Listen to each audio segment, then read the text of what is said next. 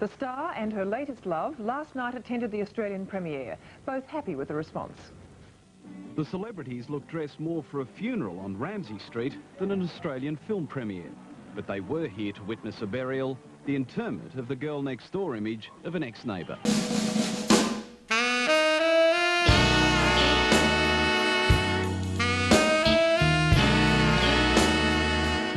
Well, he played Brownie Hanson in the movie that was wildly billed as Kylie's sexy big screen debut, Charlie Schlatter. He was Kylie Minogue's leading man during a fascinating time in her career. Desperate to rid herself of Charlene, her relationship with Jason Donovan dwindling. The Delinquents in 1989 was Kylie's first, but definitely not her last, bold attempt to shed the squeaky clean skin. And Mr. Schlatter had been flown in from the US, causing much consternation in the Australian film industry. Many critics were furious that an Australian actor had been exited stage right in favour of an American. But just a young man himself at the time, Charlie simply cracked on with the job. And what a good job he did too. He really was very solid in this film. I was lucky enough to talk to Charlie recently. I learnt that, just like our Kylie, he had also been diagnosed with a form of cancer, but he too is doing well now. He talked to me about Kylie's acting, what it was like to be with her on the set of The Delinquents, how he was completely and utterly naked during those much talked about sex scenes, and he even revealed that yes, he did try to crack on to Kylie, even if it was done in a very polite and matter-of-fact manner. Enjoy our conversation with Charlie Schlatter, where he begins by expressing his frustration. He recently reached out for Kylie's help, but he just can't get through. I just want to tell you something really funny. Sure. You know, I'm doing this campaign, this LLS thing for Man of the Year that I've been nominated for out here. Oh, wow. And so I'm trying to get in touch with our friend KYLIE Minogue. And so, which I haven't had great luck at doing yet, to be honest with you. Wow. Even though she has like 20 managers and 20, you'd think that one of them would maybe put the word through. But so one of the first people I called, I think, was her maybe like road manager or something. I should find out his name. But I said, hi, I'm Charlie Schlatter. He's That's like, what's Shawnee. this? Yes, it's a guy named Sean. So I said, yeah, hi, I'd love to get in touch with Kylie. Well, who is this? Yeah, it's like all of a sudden, the gatekeeper. They're the strong ones. So Wow. yeah, I get it. Good cutback. So I say, yeah, this is Charlie Schlatter, and what's this in reference to?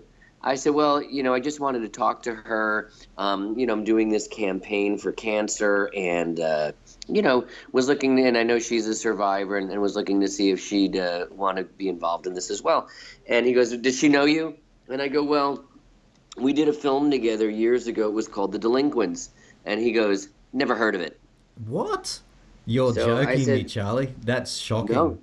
No. So I said, wow, you're her. I said, because, it's the only movie she's ever done. So, yeah, listen, Sean, here's my number and whatever. If you get a chance, please forward it. Okay. And that was it. So I thought, gosh. How long ago was this? This was a couple of weeks ago. Oh, wow. And you've heard nothing. Silence. Nothing. So, Tim, if you could help me, we're gonna get Kylie to start, getting involved in this. I'm sure she'd love to. And what is the charity for? So that Kylie knows explicitly what we're asking her to do here. I've been nominated by the Leukemia Lymphoma Society as a candidate for the Man of the Year competition. It's a fundraising competition which takes place over 10 months. 10 weeks. And we are almost 4 weeks into it. I think 4 weeks today. I was nominated because I'm a survivor. I was diagnosed with leukemia about a decade ago, and I have never said anything to anyone about it. And so this is basically my coming out, to be honest with you. And between you and I'm as healthy as a horse right now. I mean, there's you know, I go to the gym and I'm definitely stronger than 30-year-olds. You look amazing, my friend. I have to say, like honestly, the photos that I've seen of you recently, like you don't look your age. Put it that way. Wow, and you certainly don't look like someone who's been sick and through something as serious as you've been through. Well, thanks, man. No, and you listen, I owe it all to this great medication that I'm on, and that's the charity that I'm trying to raise money for. You know, had I been diagnosed a couple years earlier, it was a death sentence. It was, you know, lights out. Wow. But I know that Kylie's been through it. You know, that's why I wanted to reach out to her too, to see if she would do like a lunch with someone for for the charity or something. You know, we'll get creative and find something that she could do. Look, that would support both of us. She's a humanitarian. I mean, she truly is. I'm not just saying that as a fan. So I'm sure if she hears this, she'll want to help in her own way somehow. Oh, for sure. I remember even when I first met her, she was, you know, a total, you know, philanthropist. She was always doing charitable things. So and behind the scenes, not just in the public eye. That's exactly right. But like, I'm interested by this concept though, that you're trying to get hold of her, and you sort of describe there the gatekeepers, and that's often what happens, isn't it, Charlie? That they are surrounded by machinery in essence. Oh, yeah. I mean, it used to be so much easier, you know, however long ago, 20 years ago, we did that show. You know, you just, you know, if I didn't call her directly, you just call her manager. I think his name was Terry at the time. Terry Berland? Terry Blamey. Terry Blamey, yeah, that's right. And you'd say, hey, Terry, I need to talk to Kylie. Okay. And you would talk. I'm also surprised that you're working for a woman and you don't know her history. You don't know her professional Of that part, as a fan, I will stand up and 100% agree. How could you not know? This was such a highlight, possibly an important part of her career, is the way to put it. Yeah. Kylie, if you're listening, Charlie would love to hear from you. With that off his chest, Charlie was ready to begin talking about his experiences of working on the 1989 film, The Delinquents. Well, if you're an old school Kylie fan, these words are going to trigger an instant memory. All their lives, they were told they mustn't, they shouldn't, they can't. They couldn't. One did. One day. They did. Some rules were meant to be broken. The Delinquents was released in 1989, and for many of us, I can't help but chuckle, along with Charlie here. We've ruined the surprise. Charlie Schlatter's with me, but it marked. This is true for a lot of fans like me. This movie marked heated discussion with our parents about whether or not we should be allowed to see it. Because even though the movie makers claimed at the time that this was a love story, the very same movie types, they pushed for sex scenes during the promotion purely to get bums on seats. And why wouldn't you, I suppose? It was Kylie. Yeah. Of course, the film's male lead and co-star was Charlie Schlatter. I truly am, Charlie, thrilled to be speaking to you all the way from California. Welcome to Time to Talk. Oh, thanks, buddy. Thank you so much. Yeah, all their lives, they were told they couldn't. You're a voiceover actor now, too, so you could really get your teeth into that. It's a good line, isn't it? Oh, it's the best in a world. You know, it was so cheesy and perfect for 1989. It really was. And one year they did. And then when I watched it, to be fair, I loved the movie. I'm not criticizing it, but I'm like, they didn't actually really do very much. That was the point. They weren't really delinquents. They weren't breaking many rules. They were just... No, they weren't, and they really didn't. And when they were doing it, they didn't know what they were doing. So, Exactly. Yeah. Look, it's been almost 30 years, if you can believe it, since this film was released. I mean, to me, that's just incredible and makes me feel depressed and old. What are your strongest memories of The Delinquents, though? What are your strongest memories that come through? Well, I'll tell you this. It was my first taste of Australia. I had never been there before, and you know, as an American over there, it was to this day, you know, and I think I'm pretty well traveled. I have to say it's one of the best countries I've ever been to, and I know that it sounds really hokey to say this, but I think why it's so great is because the people are just so awesome and honest and fun. And they were so accommodating, and everybody was just super, super great to me. The other thing was I didn't, you know, to be honest, in America, no one really knew who Kylie was. So to go over there, it was crazy to meet this, this phenomenon from Australia. It's not like today where we have social media and you know what's going on in every country across the globe. So she was, to here, to America, she was a bit of a secret, but then that changed. I mean, she blew up out here as well. But I will say she was just a great, great co-star. More than anything else, she was a great friend and a great co-star, and was so dedicated. And unlike a lot of teenagers, I don't know how old she was at the time. She must have been, maybe 20. About 21. 20. Yeah. Well, she was certainly 21 around the Michael Hutchence era. So, and I know that's when she started dating him. Yeah. And since then I've worked, as a young man, I had worked with countless teenagers as well. And, her work ethic was unbelievable in hindsight.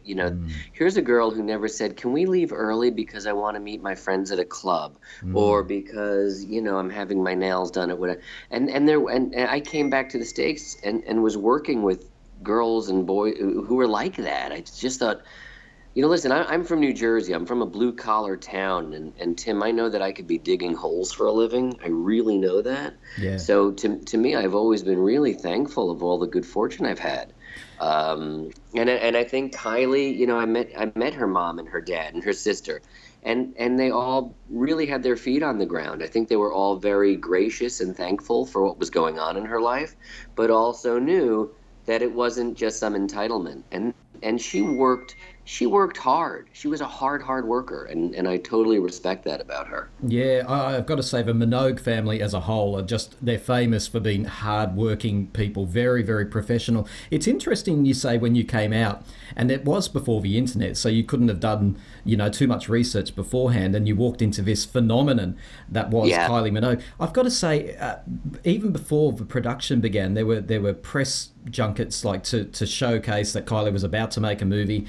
I hope you don't mind this observation, but I remember looking in, it seemed that you were really overlooked. Like every question was for KYLIE, and when you did get a question, it was, how do you feel about working with KYLIE? I mean, you must have, is that how it felt for you? What was it like in your shoes at that time? Oh, totally. I mean, it was, because it was, it's Australia's daughter. It's your baby. She's yours, and she's your treasure. And that's the only thing they cared about, and rightfully so. Who cares? But for an American actor, though, Charlie, I mean, one could argue that an American actor has a huge ego and couldn't possibly tolerate something like that. You seemed to take it in your stride, though. You didn't seem to mind. You took it with good humour from my memory. Yeah, I don't, listen, I don't think there's room for ego in this business, even though it's ego-centered. Yeah. I mean, really, I think, listen, Tim, I love to work, you know what I mean? I never got into this business to say, like, I want to be a star or I want to be noticed. And I know that maybe sounds strange or tough to understand, but it's true. I had enough attention growing up from my parents and my friends. Wow. I just love what I do. Charlie, within the Australian film industry, there was huge controversy, led mainly by film historian and critic David Stratton, about the choice to cast you, an American, because there was the Australian actor Ben Mendelsohn. He had been selected and even cast, from what I understand, and it's reported they hired you purely so that they could sell the Delinquents to the American market. Is Ben the guy from Bloodline? Yeah, no, it's him. He's awesome. He should have done Delinquents. I'm sorry. He's what? The best. You're saying that Ben should have done the Delinquents? Charlie Schlatter's saying Ben should have done it? He should have. He's awesome. But no, here's the... and I guess you're right. I mean, it was one of those things. I guess David Bowie was involved in the project at one time. He was going to do the whole music soundtrack. That's right. Yeah, he was. I was such an outsider. I didn't know. You just get a call saying, hey, do you want to be in this movie that takes place in Australia? You're going to play an Australian guy. And I thought, wow, that's fun. Who's in it? And they said, KYLIE Minogue. And I said, who's he? Honestly, no one even had the name KYLIE here in America. Wow. So you're like, who is, I'm thinking like Kyle E. KYLIE. Who's KYLIE? Kyle who's E. I love that. Yeah, and so So you had no sense of this controversy that was going on because they got special funding for this project. There was nothing. talk that they were breaching the rules of that funding by employing you. You had no sense Right. of that when you came over. No, none at all. All I know is that because all of a sudden, I get the film, I get the script, and I go, yeah, it's a really sweet script, and yeah, I'd love to go to Australia and do a movie. And for me, it was a chance to play an Australian. I was like 2 weeks deep into working with a dialect coach, an accent guy, and things were going great. And then all of a sudden, I get the call saying, hey, listen, they're changing the character around. They're making him American now.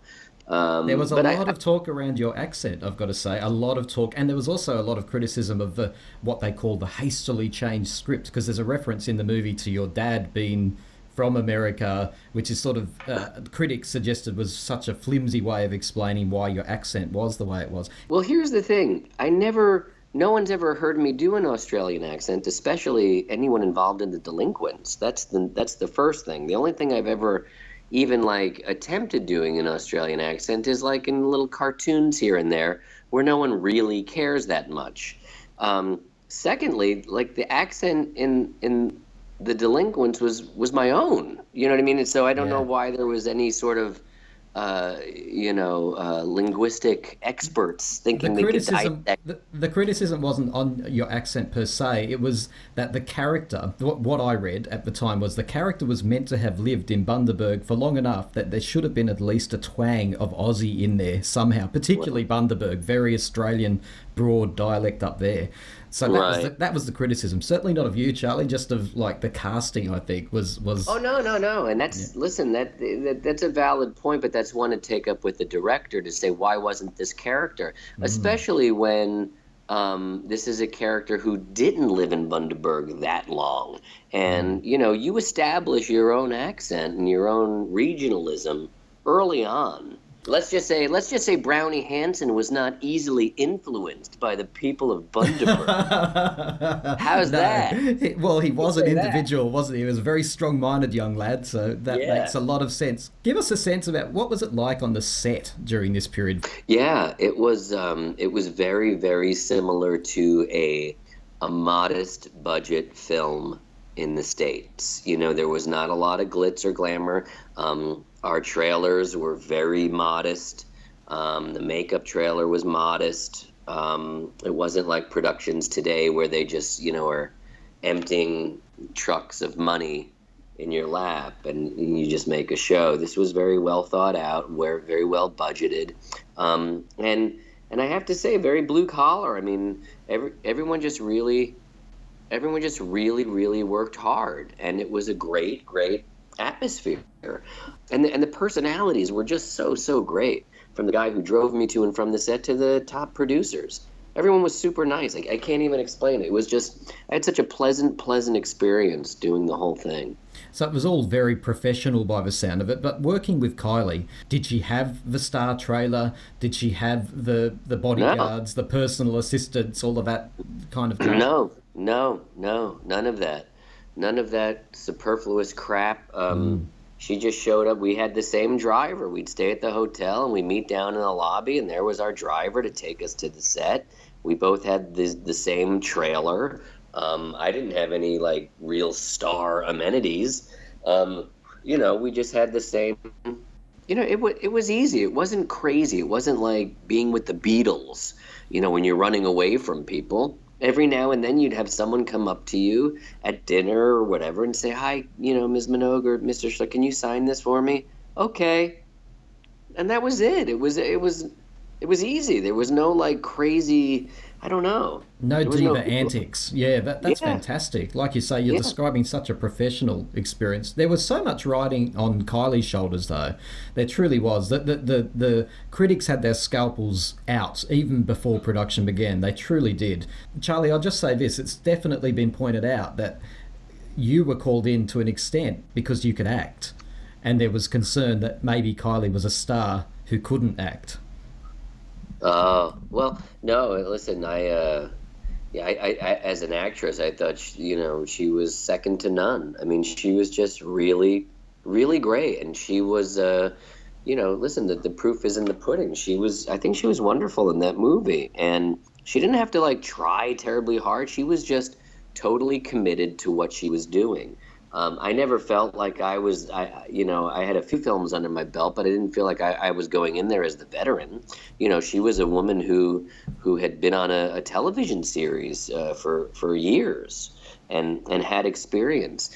Was she nervous about it or stressed about it? Maybe a little bit. I think any 20-year-old female would be. But she was also very joyous and gracious and fun and musical. We used to sing Barry Manilow songs in my trailer all day. Really, we were just like a couple of schoolgirls. It was fun.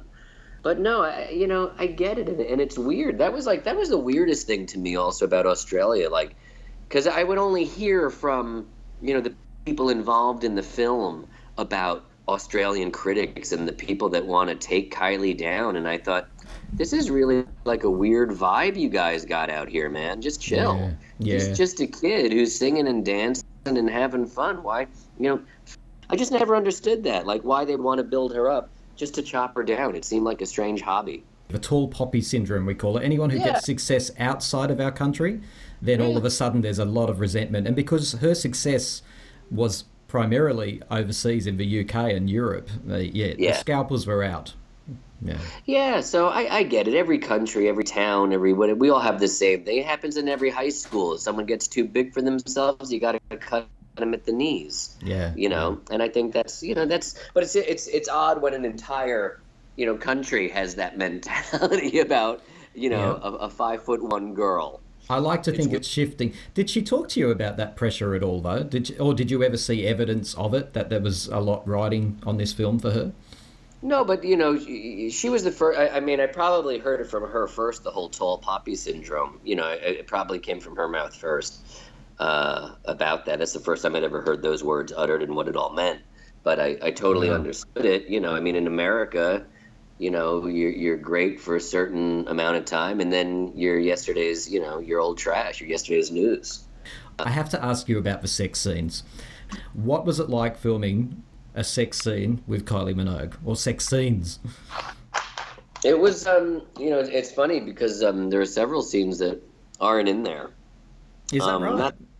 Not sex scenes, but there's a few others. I know there was like this whole sequence of me getting crabs from a hooker in like Singapore. Oh, wow. And I had to do like this naked scene of me like with this insect spraying it in my crotch. As far as like doing love scenes, it's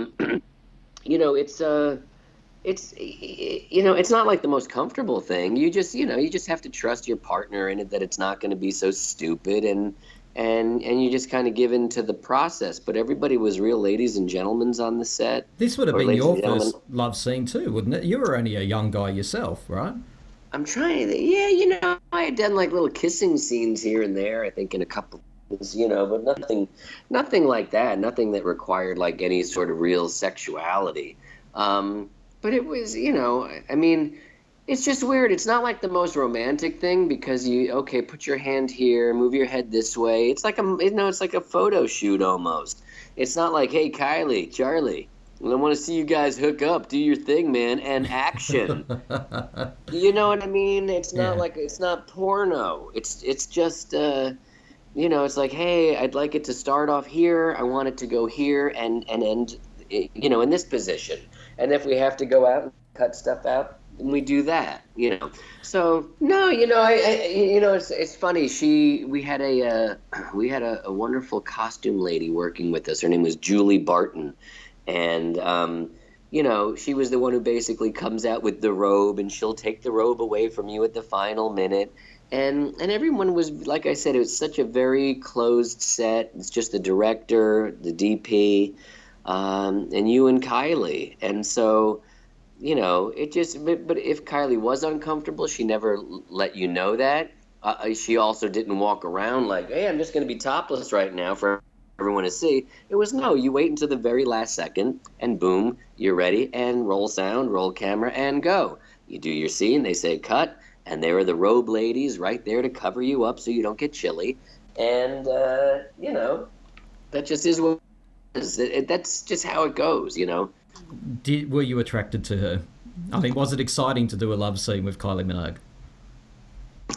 It was, honestly, it was more exciting like having dinners with her. It was more because that's when you're. How romantic. Well, no, I mean it just is. Listen, and did I have a crush on her? Of course I did. And was I kept in the friend zone? Of course I was.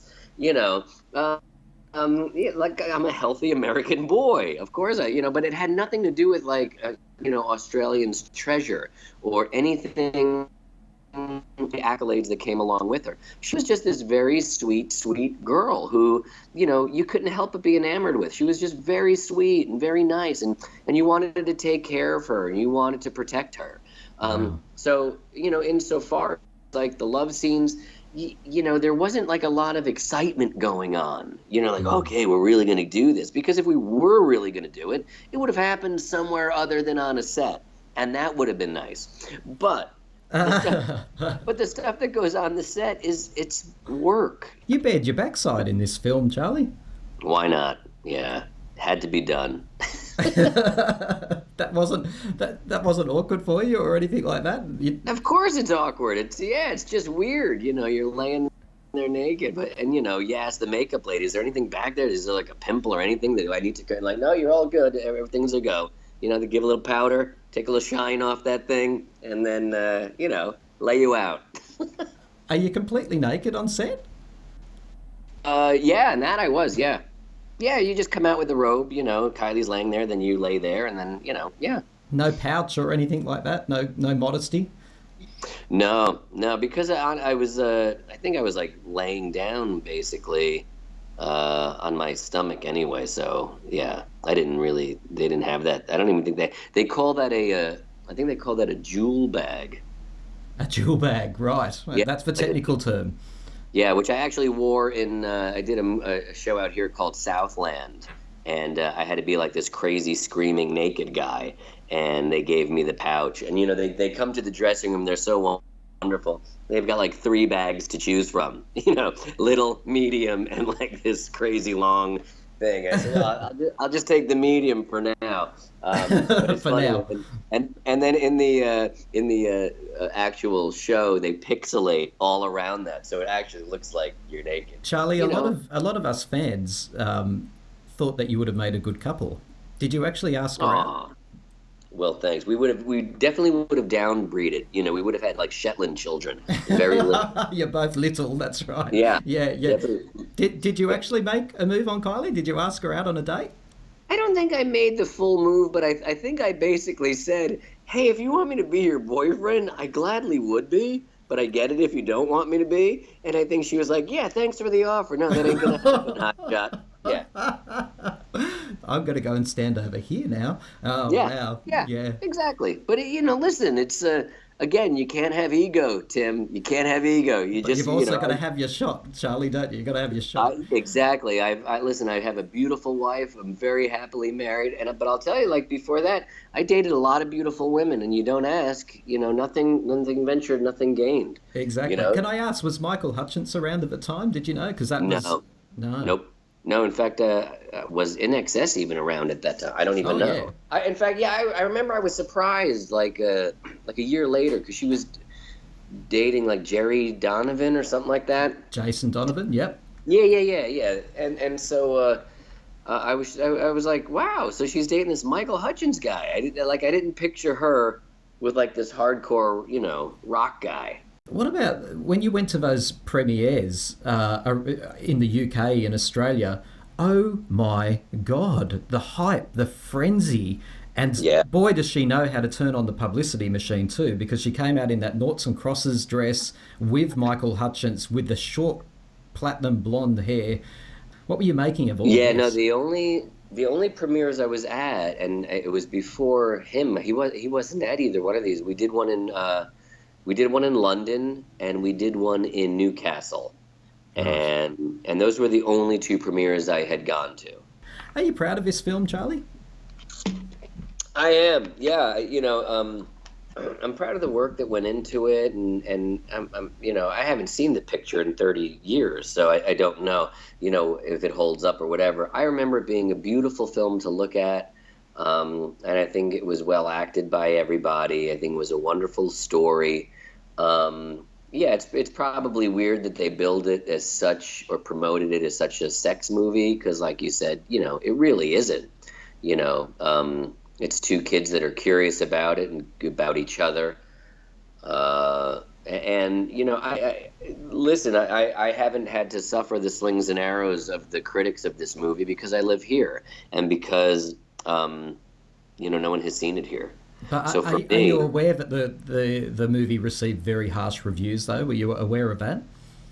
no, because again, this is like before the internet and all that stuff. So, no? Yeah. For example, don't get me wrong, the fans love this film. The fans love it. And Oh, good. yeah, but one of the reviews said, if casting is reckoned to be a 70% of a successful picture, then 35% of it goes wrong with Charlie Schlatter. Charlie is no doubt a nice person and in the right context a good actor, but he's given the impossible task of pretending that he fits into Bundaberg in 1957 and he stands out like a sore thumb. Yeah, what's that writer doing now? Exactly. Where's that writer now, right? Yeah, okay. How is it living in your mom's basement, dude? Next. I mean, really, who fucking cares, to be honest with you? It's like, do they even, I mean, people look at Rotten Tomatoes now and they make their own, it's like, I hate to say it, Mr. Critic, but it's a dead art, and guys like you just killed it. You know what I mean? Because that's why there's only like 3 or 4 critics, not reviewers, but critics who still work today that people actually listen to. You're not going to please everybody with what you do, but I think it was just it was a nice attempt at something that was sweet. So it's so wonderful for the fans to know that you clearly cherish this memory too, and that it's not tarnished by all the I suppose the bullshit that went on around it, the critics and all of that. You just remember this as a very professional, sweet experience in your life. Yeah, I mean, I hate to break it to the critics, but most actors don't do what they do because of them or for them. Yeah. You do it for other people. Yeah, it's too bad too. I feel bad for KYLIE that people let their personal hatred toward her success get in the way of just being honest. Because listen, I think she was really, really wonderful in that production. Maybe those people, were too close to her to see that, or too close to her star to see that. I wasn't. And the people that have seen it here, when I say friends and family, whatever, who've seen it, they've loved her. They're like, oh my God, this KYLIE girl is really good. Because she was a wonderful actress. And she's a great entertainer, She's a fantastic entertainer, but throughout her career, this acting question has been the most contentious. Can she, can't she, can she, can't she? She hasn't actually gone on to have a huge acting career. Does that surprise you, Charlie? No, it doesn't. Maybe she doesn't like doing it, I mean, there are times in my career when I just completely stop because I don't enjoy doing it all the time. She probably enjoys singing and entertaining and getting instant gratification. You know what I mean? And thrilling thousands of fans and people who love her live, as opposed to making a film, haters who are just going to hate. Tell us a little, briefly, Charlie, tell us about your life these days, because the fans would love to know what you're up to. You're married, and I believe you have children too, some sons? Yeah, no, I've got 2 daughters and a son. I've got a 20-year-old girl at college, and 18-year-old girl at college. My 16-year-old son is in high school. He's an athlete. My girls are beautiful and smart. It's all really great. I do tons of voiceover stuff, mostly cartoons, and just recently I just started getting back into doing some more on-camera work. I'm starting to try and find the joy in that again. And also my kids are like, Dad, we kind of want you to be fancy again. So, okay, I'll do a couple of things for them. And then also, like I said earlier, I've got this crazy cancer thing, this leukemia thing that I was diagnosed with years ago. So right now, I am in the middle of what's called the Man of the Year fundraising campaign for LLS. I've been nominated as their Man of the Year. a lot of that money goes to the research that has helped develop the drugs that are helping people with the cancer. I, for one, I'm on a drug called Gleevec, which was made possible through their funding. Without this drug, I would be dead. You know, KYLIE would be interested to know that these are the people who are developing stuff that's helping out in breast cancer as well. So it's one of the best charities that I know of that that is really working really hard to end blood cancer and other cancers as well. Your children must be so proud of you to actually be throwing yourself into such a worthy cause like that. Charlie, thank you for talking to me tonight. And honestly, I really mean this from all the fans that were around at that time and still hold the Delinquents up as such a special memory for them. Thank you so much for all your work on that movie and just for showing KYLIE such respect. That's what it felt like. You show her such respect. I do. Listen, I do. I know how hard it is to do what she's doing. And she's a breast cancer survivor. You know, even just coming out with that and telling people you have that, that's tough, man. It's a tough step. And, you know, I for me, it's been a decade. I didn't even tell my kids until like a couple of years ago. Because who really wants to worry about their dad dying or any of this other? To me, it was just, you know, we all have a cross to bear. You know, and that's mine. But now that I have come out, oh my God, Tim, the amount of love and this outpouring of support has been crazy. And all these people saying thank you for your bravery and thanks for sharing your story. There's so many. Let's cure it and get the hell out of here. It's so funny that you and KYLIE have that in common. You're raising that profile. Final question, Charlie, do you have a favourite Kylie Minogue song? Listen, I'm old school, so I'm going to go with Locomotion. Oh, all the way back to 1987 goes Charlie Schlatter. Well done. Charlie, good luck with everything you do in the future, and thanks so much for talking to me. Tim, anytime, buddy. Let me know if you need anything else. Take care, you too. See you later. Bye-bye.